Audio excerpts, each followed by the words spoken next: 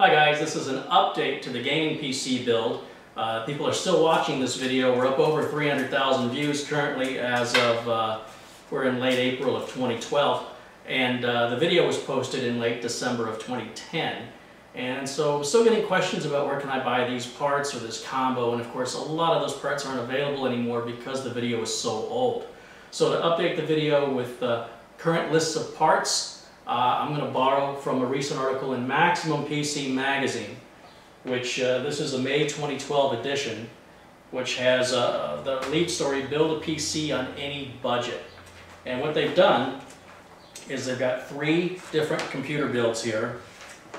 This is the article. And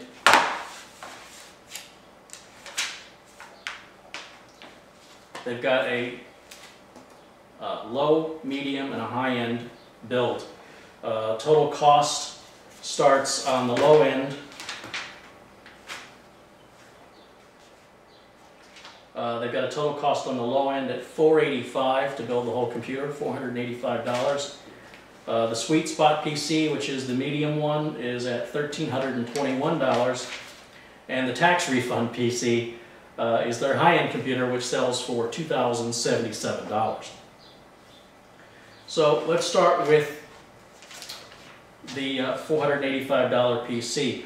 What I'm going to do is I'm going to show you these parts. If they're available at Newegg, they should be. And you'll see the scrolls come across, and we'll have the actual part that's listed with its price as of today. Again, late April of 2012. So what we're looking at on the basic system is an Intel 2.4 GHz Celeron G530. To quote from the Maximum PC Magazine article, it says, "We know what you're thinking. Celeron, what? Relax, this isn't a warmed over Pentium 3 core. It's actually a Sandy Bridge chip." Well, a Sandy Bridge chip with a lot switched off. There's no hyper-threading, there's no quick sync, and no Turbo Boost 2.0. The cache is also a bit smaller at 2 megabytes versus 3 megabytes for a standard dual-core SMB part, but it's not a bad CPU. For the GPU, they're going with a GIGABYTE Radeon HD 7750. With the operating system, 64-bit Windows 7 Home Premium. For the motherboard, they're going with a GigaByte GA-H61M. For RAM, they're going with 4 gigs of Kingston DDR3 1333 speed. For a hard drive, they're going with a 500 gigabyte Western Digital Caviar Blue. For their optical drive, they're choosing the Samsung SH222. For the case and power supply, they're going with the Rosewill R218 with 450 watt power supply. And they're sticking with the stock CPU cooler. On the medium build PC, they're going with an Intel 3.3 GHz Core i5 2500K processor, an EVGA GeForce 560 Ti 448 graphics card. The operating system is 64-bit Windows Home Premium. For the motherboard, they're using a GigaByte GA-Z68XP-UD3. For RAM, 8 gigabytes of Patriot Gamer DDR3 1600. For the hard drive, they've selected a 2 terabyte Western Digital Caviar Green as a data drive, and an OCZ Agility 3 120 gigabyte solid state drive is the main boot drive. Again, with the optical drive being the same Samsung SH222. Power supply, they're going with a Corsair TX750M.